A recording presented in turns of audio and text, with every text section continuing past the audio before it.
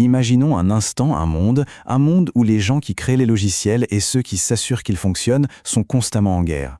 C'est exactement ce problème que le DevOps est venu régler. Et attention, ce n'est pas juste une autre méthode de travail, non, c'est une vraie révolution dans la façon de collaborer. Mais alors, pourquoi ces deux équipes, qui devraient logiquement être les meilleurs alliés du monde, se retrouvent-elles si souvent en conflit? C'est un paradoxe qui a pendant très longtemps freiné l'innovation dans le monde de la tech.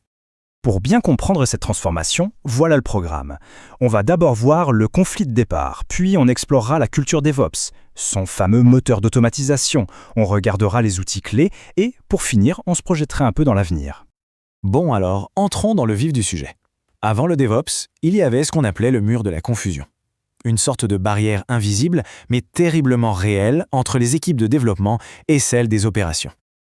Et voilà, on a la racine du problème pile sous nos yeux. C'est simple, hein. D'un côté, l'équipe de développement qui, elle le pied au plancher. Son but, sortir des nouveautés et vite. Et de l'autre côté, on a l'équipe des opérations qui, au contraire, a le pied sur le frein. Eux, ce qu'ils veulent, c'est que tout soit stable, que rien ne casse. Le résultat de tout ça, c'est comme une voiture qui avance par à coup, ou qui finit carrément par caler au milieu de la route. Et les conséquences de ce mur, elles étaient bien concrètes. On avait des équipes qui ne se parlaient pas, qui travaillaient chacune dans leur coin, en silo, des déploiements de code faits à la main, qui ressemblaient plus à un champ de mine qu'à autre chose, une source constante d'erreurs. Et au final, un temps fou qui était perdu, non pas à créer, mais à réparer et à gérer les frustrations. Alors comment est-ce qu'on a fait pour abattre ce fameux mur ? Eh bien la réponse, elle est un peu surprenante. Ce n'est pas grâce à un outil magique, mais c'est d'abord et avant tout un changement profond de culture. Voilà, pour résumer, le DevOps, c'est ça. C'est prendre ces deux mondes que tout opposait et les faire bosser ensemble. Et pour que ça marche, on utilise un lubrifiant hyper puissant, l'automatisation. L'objectif final, il est simple. Transformer l'antagonisme en collaboration pour pouvoir livrer des logiciels plus vite et surtout avec beaucoup moins d'erreurs. Pour donner une structure à cette nouvelle culture, on parle souvent de l'acronyme CALMS. Ce n'est pas juste un mot pour faire joli, ce sont vraiment les 5 piliers qui soutiennent toute la philosophie DevOps. Alors, décortiquons-les. Tout part de la culture de collaboration. Ensuite, on automatise un maximum de tâches répétitives. On applique les principes du Lean pour chasser le gaspillage. On mesure absolument tout, parce qu'on ne peut améliorer que ce qu'on mesure, c'est logique. Et enfin, on partage l'info en permanence. Si on oublie un seul de ces piliers, tout l'édifice risque de s'effondrer.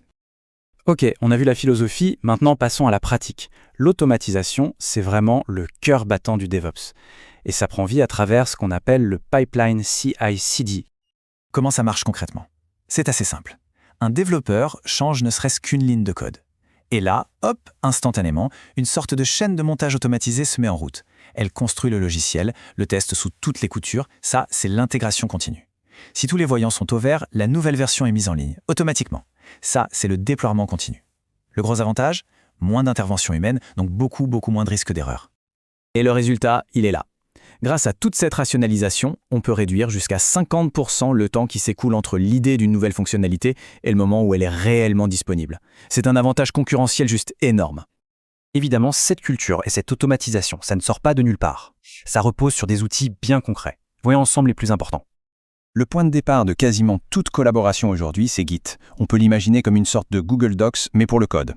Il sauvegarde chaque version de chaque fichier. Et sa grande force, c'est qu'il est décentralisé. Chaque personne de l'équipe a une copie complète de tout l'historique, ce qui rend le travail à plusieurs beaucoup plus simple et bien plus sûr.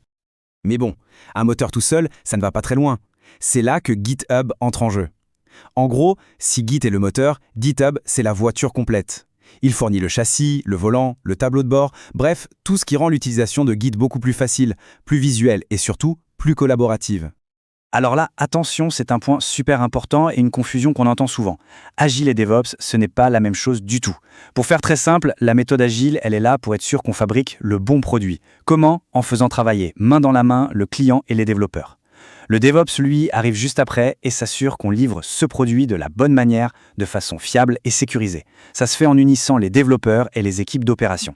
En fait, les deux ne s'opposent pas. Au contraire, ils se complètent. Ils sont même essentiels l'un à l'autre. Le DevOps, ce n'est pas une destination finale, c'est un mouvement qui est en constante évolution.